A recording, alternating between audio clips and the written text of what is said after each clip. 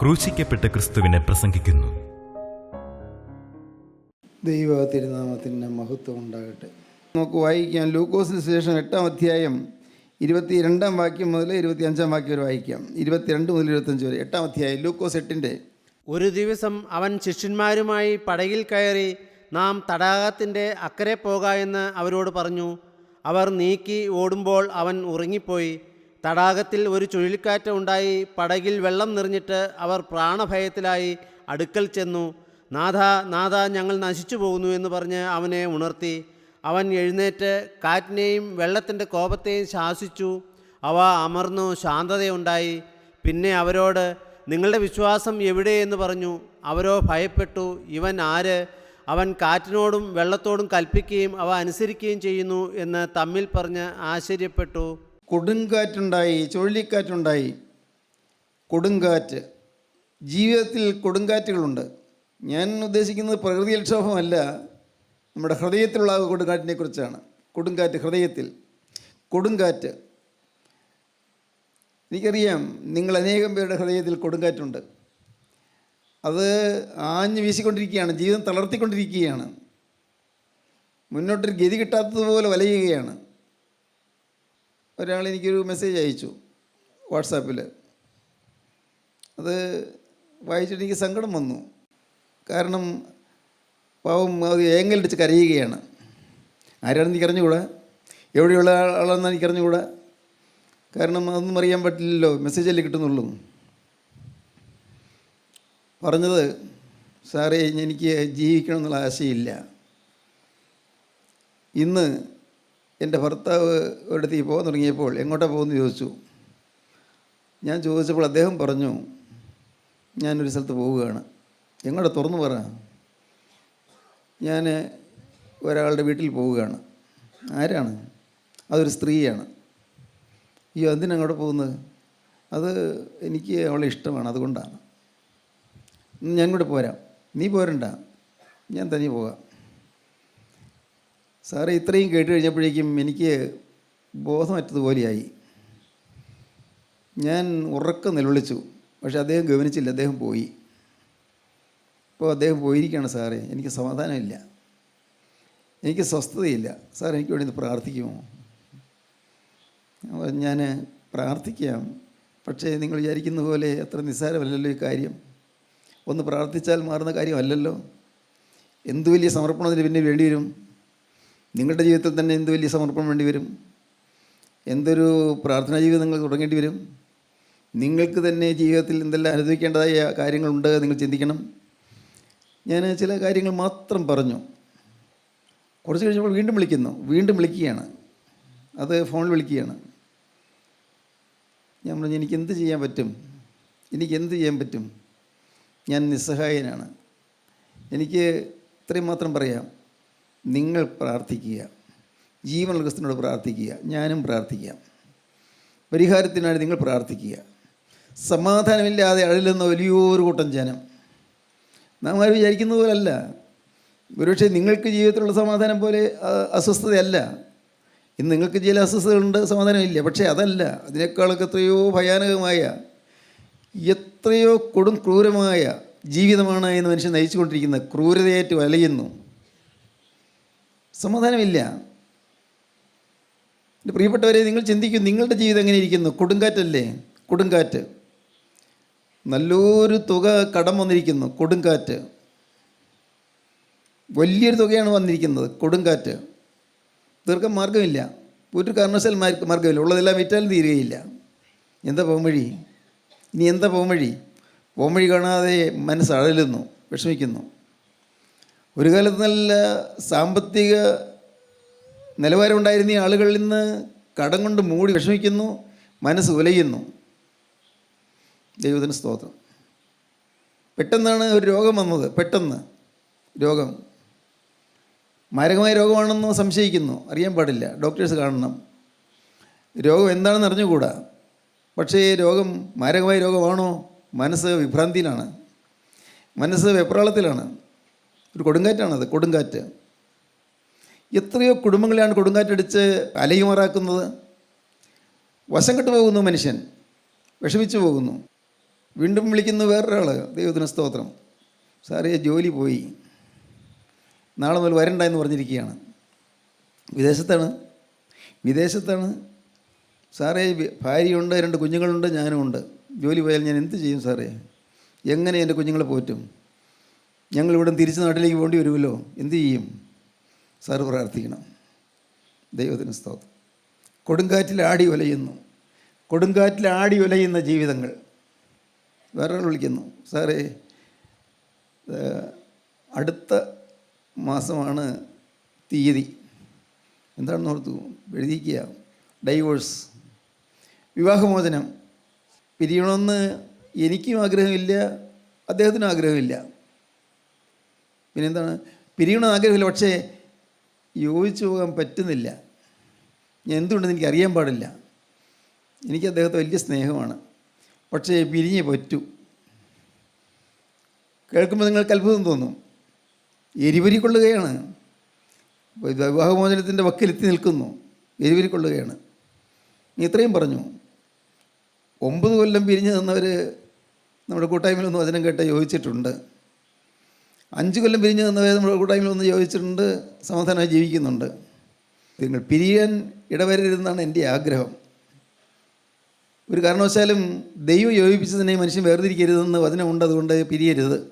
അപ്പോൾ പിന്നെ ചില കാര്യങ്ങളൊക്കെ അടുത്ത മെസ്സേജിൽ വന്നു. ചില കാര്യങ്ങൾ ഞാൻ പറഞ്ഞു, എനിക്ക് വേറൊന്നും പറയാൻ അറിയാൻ പാടില്ല. നിങ്ങൾ പിരിയണമോ വേണ്ട എന്നുള്ളത് ഞാനിങ്ങനെ പറയും, പക്ഷേ എൻ്റെ ആശയം ഞാൻ ആദ്യം പറഞ്ഞു കഴിഞ്ഞു. കൊടുങ്കാറ്റ്. ദൈവത്തിന് സ്തോത്രം. ഏറെ നാളായി കൊതിച്ച് ഭാര്യ ഗർഭിണിയായി. ഒരുപടി പ്രാർത്ഥന കഴിച്ച ഗർഭിണിയായി. 3 മാസം ആയപ്പോഴേക്കും ഡോക്ടർ പറഞ്ഞു, ഈ കുട്ടിക്ക് ചലനമില്ല, ഹാർട്ട് ബീറ്റില്ല, അതുകൊണ്ട് കുട്ടിയെ ഇനിയും ഗർഭത്തിൽ വഹിച്ചുകൊണ്ടിരിക്കുന്നതിൽ അർത്ഥമില്ല. സാറേ ഞാൻ എന്താ ചെയ്യേണ്ടത്? ഞാൻ പറഞ്ഞു, എനിക്കെന്ത് പറയാൻ പറ്റും? ഞാൻ നിങ്ങളെപ്പോലെ സാധു മനുഷ്യനല്ലേ, എനിക്കെന്ത് പറയാൻ പറ്റും? കർത്താവിൻ്റെ കാര്യങ്ങളിലേക്ക് ഏൽപ്പിച്ച് നിങ്ങൾ പ്രാർത്ഥിക്കുമോ? കർത്താവിൻ്റെ കാര്യങ്ങളിൽ ഏൽപ്പിച്ച് പ്രാർത്ഥിക്കുമോ? ദൈവത്തിന് സ്തോത്രം. ഇപ്പോൾ പറഞ്ഞിരിക്കുന്ന നെക്സ്റ്റ് മെസ്സേജിൽ വന്നിരിക്കുക, പറഞ്ഞിരിക്കുന്നത് ഒരു ഫർദർ ഒപ്പീനിയൻ വേറൊരാളോട് അഭിപ്രായം ചോദിക്കാമെന്ന് വിചാരിച്ചു. വേറെ ഒരു ഡോക്ടറെ കണ്ടു. അദ്ദേഹം പറഞ്ഞു, അങ്ങനെ ഇപ്പോൾ കുഞ്ഞിനെ നശിപ്പിക്കേണ്ട, നമുക്ക് 2 ആഴ്ച കൂടി വെയിറ്റ് ചെയ്യാം എന്ന് പറഞ്ഞു. സാറൊന്ന് പ്രാർത്ഥിക്കണം. 2 ആഴ്ച വെയിറ്റ് ചെയ്യുമ്പോഴേക്കും കുഴപ്പമില്ല എന്ന് കേൾക്കാനിടയാകണം, അതിനുവേണ്ടി സാറ് പ്രാർത്ഥിക്കണം. ദൈവത്തിന് സ്തോത്രം. അനേകരുടെ ദുഃഖഭാരം കയറിക്കൊണ്ടാണ് ഞാൻ നിൽക്കുന്നത്. അനേകരെ യാതന അനുഭവിക്കുന്നത് ഞാൻ കാണുന്നു. സ്വസ്ഥതയില്ലാതെ അല്ലെന്ന് ഞാൻ കാണുന്നു. കൊടുങ്കാറ്റ്, പടക് ആടി ഒലയുകയാണ്. തിരമാലകൾ അങ്ങ് തിമിർത്ത് ഉയരുകയാണ്. വള്ളം മറിയുമെന്നുള്ള നിലയിലായി. പാവപ്പെട്ട ശിഷ്യന്മാർ അമ്പരപ്പിലായി. ഒന്നുകൂടി വായിക്കൂ. ഒരു ദിവസം അവൻ ശിഷ്യന്മാരുമായി പടകിൽ കയറി നാം തടാകത്തിന്റെ അക്കരെ പോക എന്ന് അവരോട് പറഞ്ഞു. അവർ നീക്കി ഓടുമ്പോൾ അവൻ ഉറങ്ങിപ്പോയി. തടാകത്തിൽ ഒരു ചുഴലിക്കാറ്റ് ഉണ്ടായി. പടകിൽ വെള്ളം നിറഞ്ഞിട്ട് അവർ പ്രാണഭയത്തിലായി. പടകിൽ വെള്ളം നിറഞ്ഞു, വള്ളത്തിൽ വെള്ളം നിറഞ്ഞു. വലിയ തടാകമാണ്. ഗലീലക്കടൽ അല്ലെങ്കിൽ ഗന്നേസരി തടാകം, അതിൽ തീബരിയാസ് കടൽ, ഇതെല്ലാം ഒരു തടാകത്തിൻ്റെ തന്നെ ഓരോ ഭാഗങ്ങളാണ്. പടകിൽ വെള്ളം നിറഞ്ഞു, അവർ പ്രാണഭയത്തിലായി. ശിഷ്യന്മാർ ആഞ്ഞ് തണ്ട് വലിക്കുന്നുണ്ട്, തുഴയുന്നുണ്ട്. അകത്ത് കയറി വെള്ളം തേയി കളയാൻ കൈകൊണ്ട് പരിശ്രമിക്കുന്നുണ്ട്. അവർ 12 ശിഷ്യന്മാരുമുണ്ട്. അവിടെ നാം കാണുന്നത് കർത്താവ് ആ പടകിലുണ്ട് താനും. കർത്താവ് പടകിലുണ്ട്, പക്ഷേ കർത്താവ് ഉറങ്ങുകയാണ്. കർത്താവ് ഉറങ്ങുന്നു. ജീവിതത്തിൽ ആകുലപ്പെട്ട് വലയുന്ന തൻ്റെ ശിഷ്യന്മാരുടെ പ്രയാസം അപ്പോൾ കർത്താവ് അറിയുന്നുണ്ടോ? നമുക്കറിഞ്ഞുകൂടാ, അവിടെ ഒന്നും പറയുന്നില്ല. ഏതായാലും കർത്താവ് ഉറങ്ങുകയാണ്. അവർ പ്രാണഭയത്തിലായി. എന്തു വേണ്ടു? കടലിൽ മുങ്ങിച്ചാകും. നടുക്കടലിൽ 107-ാം സങ്കീർത്തനത്തിൽ അവർ തങ്ങളുടെ കഷ്ടതയിൽ യഹോവയോട് നിലവിളിച്ചു. അവൻ അവരെ അവരുടെ ഞെരുക്കങ്ങളിൽ നിന്ന് വിടുവിച്ചു. അവൻ കൊടുങ്കാറ്റിനെ ശാന്തമാക്കി, തിരമാലകൾ അടങ്ങി. സ്തോത്രം. എന്തൊരു ആശ്വാസമുള്ള വാക്കാണ്. കൊടുങ്കാറ്റുണ്ട്, കൊടുങ്കാറ്റിനെ ശാന്തമാക്കാൻ യേശുവുണ്ട്. അവൻ കൊടുങ്കാറ്റിനെ ശാന്തമാക്കി. എന്താണ്? കൊടുങ്കാറ്റിനെ ശാന്തമാക്കി, തിരമാലകൾ അടങ്ങി. അടുത്ത വാക്യം. ശാന്തത വന്നതുകൊണ്ട് അവർ സന്തോഷിച്ചു. ശാന്തത വന്നതുകൊണ്ട് അവർ സന്തോഷിച്ചു. അവർ ആഗ്രഹിച്ച തുറമുഖത്ത് അവൻ അവരെ എത്തിച്ചു. അവർ ആഗ്രഹിച്ച തുറമുഖത്ത് അവൻ അവരെ എത്തിച്ചു. സ്തോത്രം, ദൈവത്തിന് സ്തോത്രം. ആഗ്രഹിച്ച തുറമുഖത്ത് എത്തിച്ചു. ഈ വാക്യം എനിക്ക് വലിയ ആവേശം പകർന്ന വാക്യമാണ്. ആഗ്രഹിച്ച ചില തുറമുഖങ്ങളുണ്ട്. നമ്മൾ ആഗ്രഹിച്ച തുറമുഖം. ചില കുട്ടികൾ നീറ്റ് പരീക്ഷ എഴുതി ഒരു മെഡിസിൻ ഡോക്ടറാകാനുള്ള അഡ്മിഷൻ കിട്ടാൻ വേണ്ടിയാണ് ആഗ്രഹിച്ചൊരു തുറമുഖം. ഒരു മെഡിക്കൽ അഡ്മിഷൻ, മെഡിസിൻ അഡ്മിഷൻ വേണം. ആഗ്രഹിച്ച തുറമുഖം.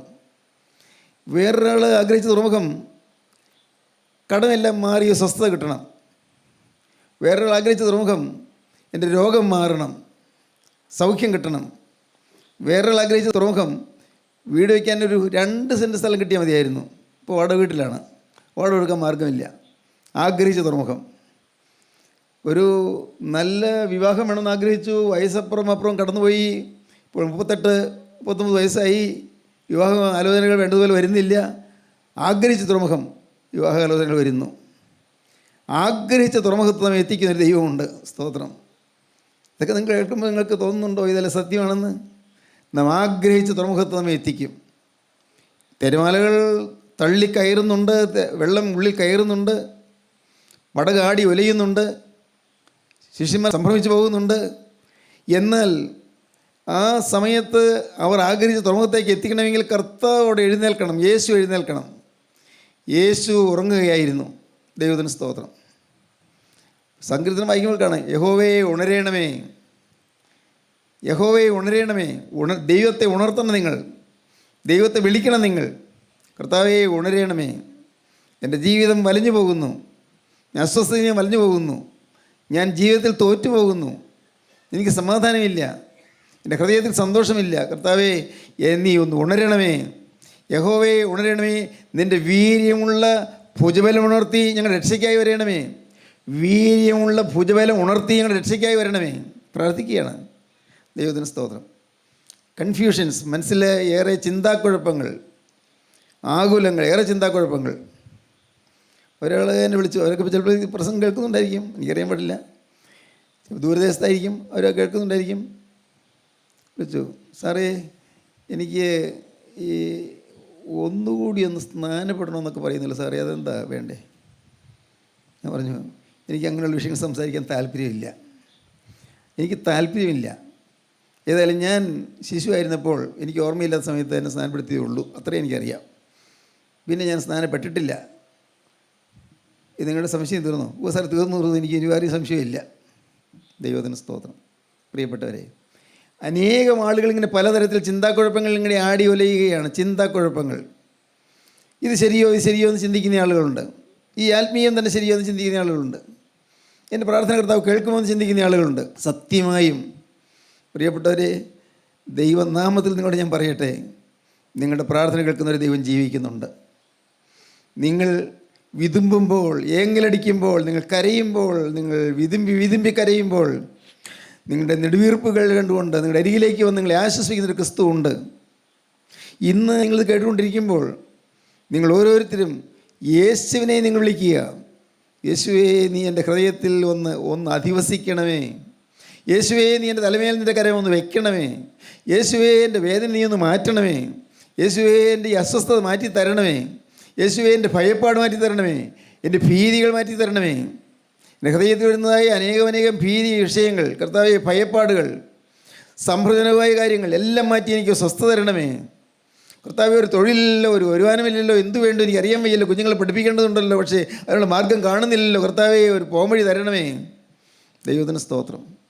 ദൈവത്തിൻ്റെ വലിയ നാമം മഹത്വപ്പെടട്ടെ. സ്തോത്രം. എൻ്റെ കരുണയുള്ള കർത്താവിൻ്റെ കൃപയാൽ ഇങ്ങനെ വിളിച്ച് പറയുന്ന അനേകം പേർക്ക് സമാധാനം കിട്ടുന്നത് ഞാൻ കണ്ടു. സമാധാനം കിട്ടി. അവരെ പിന്നീട് വിളിച്ച്, സാറേ പ്രാർത്ഥിച്ചതിന് നന്ദി എന്ന് പറയുന്നു. സ്തോത്രം. ഞാൻ പ്രാർത്ഥിച്ചതിൻ്റെ മേന്മയൊന്നുമല്ലെന്ന് എനിക്കറിയാം. ഞാൻ കർത്താവെ, എനിക്കൊന്നും അറിയാൻ വയ്യല്ലോ, ഈ പാവപ്പെട്ടവരുടെ കരുണ തോന്നണമെന്ന് ഞാൻ പറയാറുണ്ട്, കരുണ തോന്നണമെന്നും പറയാറുണ്ട്. അതിനപ്പുറം ഒന്നും എനിക്കും ചെയ്യാൻ കഴിവില്ല. ഞാനും ആവശ്യക്കാരനാണ്. എനിക്കുമുണ്ട് പ്രാരബ്ധങ്ങൾ, എനിക്കുമുണ്ട് ഭാരങ്ങൾ. എനിക്കുമുണ്ട് വേദന വിഷയങ്ങൾ, എനിക്കുമുണ്ട് പ്രശ്നങ്ങൾ. സ്തോത്രം. മഹത്വമാർന്ന കരങ്ങൾ എന്നെ തലോടുന്ന ഞാൻ അനുഭവിക്കുന്നു.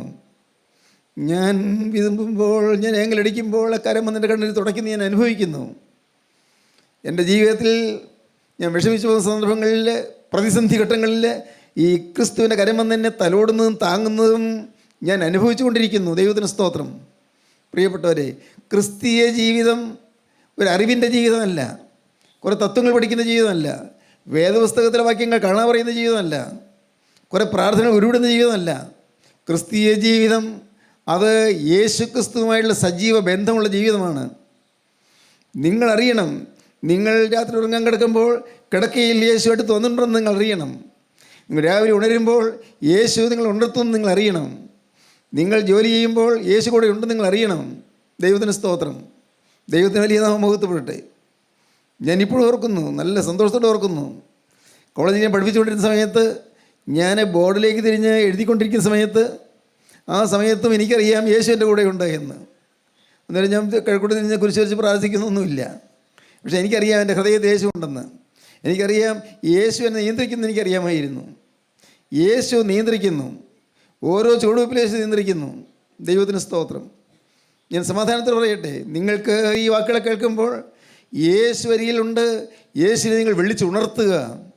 യഹോവേ എഴുന്നേൽക്കണമേ, യഹോവേ ഉണരണമേ, നിൻ്റെ വീര്യമുള്ള ഭുജബലം ഉണർത്തി ഞങ്ങൾ രക്ഷയ്ക്കായി വരയണമേ. സ്തോത്രം. സങ്കീർത്തനക്കാരനായ ദാവീദ് പ്രാർത്ഥനാ വീരനായിരുന്നു. പ്രാർത്ഥിച്ചിരുന്നു. പ്രാർത്ഥിച്ച് ദൈവത്തിൻ്റെ കരുണകൾ പ്രാപിച്ചിരുന്നു, കൃപകൾ പ്രാപിച്ചിരുന്നു, ദൈവത്തിൻ്റെ അനുഗ്രഹങ്ങൾ പ്രാപിച്ചിരുന്നു. നിങ്ങൾക്കും അനുഗ്രഹങ്ങൾ പ്രാപിക്കാം. ദൈവത്തിന് സ്തോത്രം. യേശു ക്രിസ്തുവിൻ്റെ സന്നിധിയിലേക്ക് വന്നുകൊണ്ട് നിങ്ങൾക്ക് ചോദിക്കാം. അന്ന് ആ പടക് ആടി ഇളകി ഉലയുമാറായിരുന്നു. വെള്ളം തള്ളി കയറുകയായിരുന്നു. പടക് മുങ്ങുമാറായി. സ്തോത്രം. പ്രകൃതിയുടെ ക്ഷോഭം. ഞാൻ വേറൊരു വശത്തേക്ക് നിങ്ങളുടെ ശ്രദ്ധയെ തിരിച്ചു വിടട്ടെ. ഇന്ന് പലരും എൻ്റെ ഈ പ്രായം ഇത് അനുകൂലമായ പ്രായമല്ല. കാലം ദശാന്ത്യം, ശനിദശയാണ്. രക്ഷയൊന്നുമില്ല. ഈ ശനിദശ കഴിഞ്ഞ് പോവുകയില്ല. പ്രകൃതിയിലെ കാര്യമായി പറയുന്നത്. എൻ്റെ ജീവിതത്തിൽ ഇതിപ്പോൾ ആദിത്യദശയാണ്. സൂര്യൻ ഭയങ്കര ഉഷ്ണമാണ്. ആദിത്യദശയാണ്. വേറെ ചിലർ പറയും ഈ രാഹുർദശയാണ്. രാഹുവിൻ്റെ അപഹാരകാലമാണ്. ഇതിനപ്പുറം കടന്നു പോവില്ല. നിങ്ങളുടെ ജാതകത്തിലോ അങ്ങനെയുള്ളതായ കാര്യങ്ങളെല്ലാം എഴുതി വെച്ചിട്ടുണ്ടായിരിക്കും. എനിക്ക് ജാതകം ഉണ്ടായിരുന്നു. ജാതകം എൻ്റെ അപ്പൻ എനിക്ക് വേണ്ടി 2 ജാതകം എഴുതിച്ചിരുന്നു. ഒന്നൊരു വളരെ പ്രസിദ്ധനായ ഒരു ഗണകനെ കൊണ്ട്, വേറൊന്ന് ഒരു സാധാരണ നാട്ടിലുള്ള ഒരാളെ കൊണ്ട്. ഞാൻ 2 വായിച്ചിട്ടുണ്ട്. ഇന്ന പ്രായം മുതൽ ഇന്ന പ്രായം വരെ ഇന്ന ദശാന്തിയാണെന്നൊക്കെ പറഞ്ഞ് ഞാൻ വായിച്ചിട്ടുണ്ട്. പക്ഷേ ഞാൻ യേശു ക്രിസ്തുവിൻ്റെ അകത്ത് വന്നപ്പോൾ ഞാൻ ജാതകം എടുത്ത് കത്തിച്ച് കളഞ്ഞു. ജാതകമല്ല എന്നെ നിയന്ത്രിക്കുന്നത്, ദശാന്തിയല്ല എന്നെ നിയന്ത്രിക്കുന്നത്. ദൈവത്തിന് സ്തോത്രം. പ്രിയപ്പെട്ടവരെ, നിങ്ങൾ പലരും ദശാന്ത്യങ്ങളിലേക്ക് നോക്കിയിരിക്കുന്നുണ്ട്. ഇത് എനിക്ക് ഇത്ര വയസ്സ് വരെ ഏതായാലും അപകടകാലമാണ്, കുഴപ്പമാണ്. പ്രിയപ്പെട്ടവരെ, ഈ വാരഫലം നോക്കുന്നതും ദശാന്ത്യം നോക്കുന്നതും എല്ലാം അബദ്ധമാണ്, വെറും വിഡ്ഢിത്തമാണ്. വെറുതെ പാവപ്പെട്ടവരൊക്കെ വിളിപ്പിക്കാനുള്ള ചില തന്ത്രങ്ങൾ മാത്രം. അതിലൊന്നും യാതൊരു അർത്ഥവുമില്ല. നിങ്ങളൊരു കാര്യം ചെയ്യൂ. നിങ്ങളുടെ ജീവിതത്തിൽ എല്ലാ ഗ്രഹങ്ങളെയും ഉപഗ്രഹങ്ങളെയും എല്ലാ ഗോളങ്ങളെയും നിയന്ത്രിക്കുന്ന കർത്താവായ യേശു ക്രിസ്തു ഒന്ന് ഉദിക്കണം. ഈ ഒരു പുതിയ ഗ്രഹം ഉദിക്കണം. ദൈവത്തിന് സ്തോത്രം. ഒരു സൂര്യൻ വന്ന് നിങ്ങളുടെ ഹൃദയത്തിൽ ഉദിക്കണം. യേശു ക്രിസ്തു ഹൃദയത്തിൽ ഒന്ന് ഉദിക്കണം. ഒരു സെക്കൻഡ് ചിന്തിക്കുമോ? നിങ്ങളുടെ ഹൃദയത്തിൽ ഈ സൂര്യൻ ഉദിച്ചിട്ടുണ്ടോ? ഈ സൂര്യൻ നിങ്ങളുടെ ഹൃദയത്തിൽ വസിക്കുന്നുണ്ടോ? നീ സൂര്യനായ ക്രിസ്തു നിങ്ങളുടെ ഹൃദയത്തിലുണ്ടോ? നിങ്ങളുടെ പ്രവൃത്തികൾ അതിനനുസരണമായിട്ട്, ക്രിസ്തുവിൻ്റെ സ്നേഹത്തിനനുസരണമായിട്ടാണോ പോകുന്നത്? നിങ്ങൾ ചിന്തിച്ചാൽ നിങ്ങൾക്കറിയാമല്ലോ. ഇന്നും ഹൃദയത്തിൽ കയ്പുള്ളവരില്ലേ? സ്വന്തം വീട്ടിൽ മാതാപിതാക്കളെ അനുസരിക്കാത്തവരില്ലേ? ഞാൻ ഭയത്തോട് പറയട്ടെ, മാതാപിതാക്കളെ വേദനിപ്പിക്കരുത്. മാതാപിതാക്കളെ വേദനിപ്പിച്ചാൽ അത് ദോഷമാണ്. കാരണം നിനക്ക് നന്മയുണ്ടാകുവാനും നീ ഭൂമിയിൽ ദീർഘായുസ്സോടിരിപ്പാനും നിൻ്റെ അപ്പനെയും അമ്മയും ബഹുമാനിക്കുന്നത് വാഗ്ദത്തോട് ആദ്യ കൽപ്പനയാകുന്നു. മക്കളെ, നിങ്ങൾ മാതാപിതാക്കളെ അനുസരിപ്പീൻ. നിനക്ക് നന്മയുണ്ടാകുവാനും നീ ഭൂമിയിൽ ദീർഘായുസ്സോടിരിപ്പാനും നിൻ്റെ അപ്പനെയും അമ്മയും ബഹുമാനിക്കുന്നത് വാഗ്ദത്തോടുകൂടി ആദ്യ കൽപ്പനയാകുന്നു. ദൈവത്തിന് സ്തോത്രം. ദൈവത്തിന് വലിയ നാമം മഹത്വപ്പെടട്ടെ. സ്തോത്രം. എൻ്റെ സഹോദരങ്ങളെ, ഞാൻ സമാധാനത്തോടെ പറയട്ടെ, എൻ്റെ മക്കൾ പൂർണ്ണമായും വിധേയപ്പെട്ടനുസരിച്ച് കർത്താവിൻ്റെ വചനത്തിനനുസരിച്ച് നിൽക്കുന്നു. സ്തോത്രം. എന്നും എൻ്റെ ഇളയ മകൻ കമ്പനിയിലേക്ക് പോകുമ്പോൾ എൻ്റെ അടുക്ക് വന്നാൽ ഞാൻ പോകുന്നു എന്ന് പറഞ്ഞിട്ടേ പോകൂ. സാധാരണ കാര്യമല്ലേ, പക്ഷേ പോകുന്നു പറഞ്ഞിട്ടേ പോകൂ. മാതാപിതാക്കളെ ആദരിക്കണം, മാതാപിതാക്കളെ ബഹുമാനിക്കണം. സ്തോത്രം. ദൈവത്തിന് വലിയ നാമം മഹത്വപ്പെടട്ടെ. അല്ലെങ്കിൽ ദീർഘായുസ് ഉണ്ടാവില്ല. കാര്യം നിസ്സാരമല്ല, ദീർഘായുസ് ഉണ്ടാവില്ല.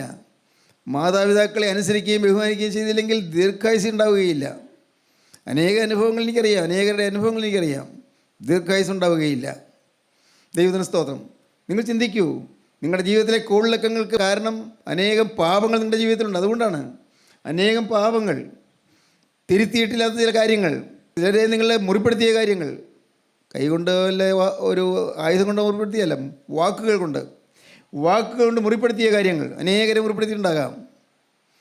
ചിലരോട് ഇപ്പോഴും ശത്രുതാ മനോഭാവം പുലർത്തുന്നുണ്ടാകാം, ചിലരുമായി പിണങ്ങിയിരിക്കുന്നുണ്ടാകാം. ദൈവത്തിന് സ്തോത്രം. പ്രിയപ്പെട്ടവരെ, എല്ലാം വേഗം ശരിയാക്കിയുള്ളൂ. ഒട്ടും വൈകരുത്. സ്തോത്രം. നിൻ്റെ ഗ്രഹകാര്യം ക്രമത്തിലാക്കുക, നീ മരിച്ചു പോകും, സൗഖ്യമാകുകയില്ല. ഗ്രഹകാര്യം വേഗം ക്രമത്തിലാക്കുക. മരണത്തിൻ്റെ തണുത്ത കര നിന്നെ പിടികൂടുന്നതിന് മുമ്പ് നീ അതിവേഗം നിൻ്റെ ഗ്രഹകാര്യങ്ങളൊക്കെ ക്രമപ്പെടുത്തിക്കൊള്ളുക. എപ്പോഴാണ് കടന്നു ആരറിഞ്ഞു? ഇന്ന് വഴക്ക് പിടിച്ചിരിക്കാം, ഇന്ന് പിണങ്ങിയിരിക്കാം, ഭർത്താവിനോട് മത്സരിച്ചുകൊണ്ടിരിക്കാം, ഭാര്യയെ വേദനിപ്പിച്ചുകൊണ്ടിരിക്കാം, ഇന്ന് കുടുംബം കലക്കിക്കൊണ്ടിരിക്കാം, ഇന്ന് പരസ്പര അഭിപ്രായ വ്യത്യാസമായി ഇഷ്ടക്കുറവും മുഷിച്ചിലുമായി കുടുംബജീവിതം കലക്കിക്കൊണ്ടിരിക്കാം, ഇന്ന് കോളേജിൽ പ്രശ്നം ഉണ്ടാക്കിക്കൊണ്ടിരിക്കാം, ഇന്ന് ഹോസ്റ്റലിൽ റാഗിങ് ചെയ്തുകൊണ്ടിരിക്കാം, ഇന്ന് എല്ലാം കളിയാണ്, കളി. നിൻ്റെ ജീവിതം എപ്പോഴാണ് തീരുന്നത് അറിയുന്നില്ല. എപ്പോഴാണ് നിൻ്റെ ജീവിതം തീരുന്നത്? ഇതിൻ്റെ വ്യാജങ്ങളും നിൻ്റെ തന്ത്രങ്ങളും കൗശലങ്ങളും എല്ലാം വെളിപ്പെടുത്താൻ പോകുന്നു. എല്ലാം വെളിപ്പെടും. അപ്പോൾ ഞാൻ സ്വർഗത്തോടും നിന്നോടും പാവം ചെയ്തു പോയി, നിൻ്റെ മകനെന്ന പേര് ഞാൻ യോഗ്യനല്ല, നിൻ്റെ കൂലിക്കാൽ ഒരുത്തിനെ പിന്നെ ആക്കണമേ എന്ന് പറഞ്ഞുകൊണ്ട് നശിച്ചുകൊണ്ടിരുന്നവൻ ഓടിച്ചെന്ന് യേശുവിൻ്റെ നിത്യപിതാവിൻ്റെ സന്നിധിയിൽ വന്ന് വീണു. പിതാവിൻ്റെ അരികിലേക്ക് വന്നു. അപ്പോൾ ഞാൻ നിന്നോട് സ്വർഗത്തോടും പാപം ചെയ്തു പോയി എന്ന് പറഞ്ഞു. നശിച്ചു പോകുന്ന ബോധ്യമുള്ളവൻ അവൻ ചെന്ന് വീഴുകയാണ്, നിലവിളിക്കുകയാണ്. ഇന്ന് നിങ്ങൾ ദൈവത്തോട് പറയുമോ? നിങ്ങളുടെ അരികത്ത് വന്നിരിക്കുന്ന യേശുവോട് പറയുമോ, കർത്താവേ, ഞാൻ നശിക്കുന്നല്ലോ, എൻ്റെ ഭാവിയിൽ അടഞ്ഞു പോയല്ലോ, എൻ്റെ മക്കൾക്ക് കേടും കെടുതിയുമായല്ലോ, എൻ്റെ കുടുംബത്തിൽ സ്വസ്ഥതയില്ലല്ലോ. കർത്താവേ, നീ എൻ്റെ ഹൃദയത്തിലേക്ക് വരുമോ? എൻ്റെ ഉള്ളത്തിലേക്ക് എഴുന്നള്ളി വരുമോ? കർത്താവേ, ഞാനും പാവിയായ ഒരു മനുഷ്യൻ, എൻ്റെ പാവം പൂക്കുവാൻ നീ കുരിശിൽ മരിച്ച് നിന്നെ വിശ്വസിക്കുന്നു, നിൻ്റെ തിരക്കത്തിൽ ഞാൻ ആശ്രയിക്കുന്നു. കർത്താവേ, മേലിൽ മനസ്സറിഞ്ഞ് ഒരു പാവം വരികയില്ലെന്ന് ഞാൻ നിന്നോട് വാക്ക് പറയുന്നു. കർത്താവേ, മനസ്സറിഞ്ഞ് ഒരു പാവം എൻ്റെ ജീവിതത്തിന് വരികയില്ലെന്ന് ഞാൻ നിന്നോട് ഇപ്പോൾ വാക്ക് പറയുകയാണ്. കർത്താവേ, സാത്താനെ ഞാൻ ഉപേക്ഷിക്കുന്നു, വിശുദ്ധമ്പുരാനെ ഞാൻ സ്വീകരിക്കുന്നു. യേശുവേ, ഇപ്പോൾ നീ എൻ്റെ ഹൃദയത്തിലേക്ക് ഒന്ന് എഴുന്നള്ളി വരണമേ. ദൈവത്തിന് സ്തോത്രം. കർത്താവേ, കഴിഞ്ഞ കാലങ്ങൾ ഓർക്കല്ലേ, തെറ്റുകളൊന്നും ഓർക്കല്ലേ, എൻ്റെ പാവങ്ങൾ കണക്കിടല്ലേ, എൻ്റെ അകൃത്യങ്ങൾക്ക് പരിഗണിക്കല്ലേ.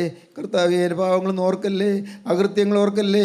എൻ്റെ പാവങ്ങൾ ക്ഷമിക്കണമേ, അകൃത്യം ക്ഷമിക്കണമേ, പാവം പോക്കണമേ, എന്നെ വിശുദ്ധീകരിക്കണമേ, എൻ്റെ കോളിളക്കങ്ങൾ മാറ്റണമേ, അസ്വസ്ഥതകൾ മാറ്റണമേ, സമാധാനം പകരണമേ, പരിശുദ്ധി എൻ്റെ ജീവിതത്തിലേക്ക് പകർന്നു തരണമേ, എല്ലാ അശുദ്ധിയും നീക്കണമേ, എല്ലാ ശാപദോഷങ്ങളും മാറ്റണമേ, എൻ്റെ ഹൃദയത്തിലേക്ക് വരണമേ. പ്രാർത്ഥിക്കൂ നിങ്ങൾ.